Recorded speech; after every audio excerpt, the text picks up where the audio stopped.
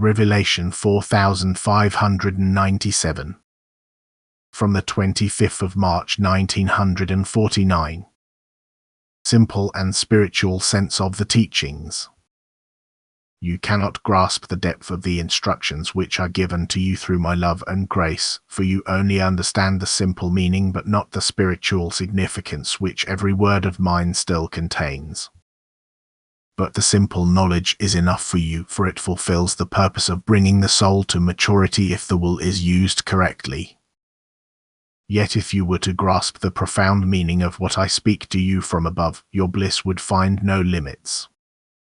It would be an everlasting vision into the spiritual kingdom which is unsurpassable in its most glorious creations. But I mostly only let you receive earthly enlightenment so that you first fulfill your earthly task, which is why your spirit is certainly kept awake but does not exclusively concern itself with things which are still too early for you and only become comprehensible to the already more mature person. But with increasing maturity your capacity for comprehension also increases, and the limits which are a condition in the state of imperfection can be exceeded. Then the soul is already open-minded and it can receive wisdom which is too high for the intellect alone. Then my teaching of love, which is in itself quite simple and comprehensible, will again and again illuminate and profoundly explain new problems. It will be recognized as an inexhaustible source of wisdom. It will bear witness to its founder and as a brightly shining light break through the darkness of night in a wide circle, that is, give enlightenment to all who want to find their way out of their spiritual blindness and do not shy away from the light.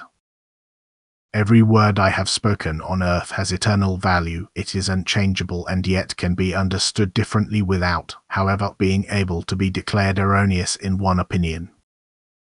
Yet a person's state of maturity determines the different interpretation, and thus every word of mine can also be interpreted differently without being a wrong judgment.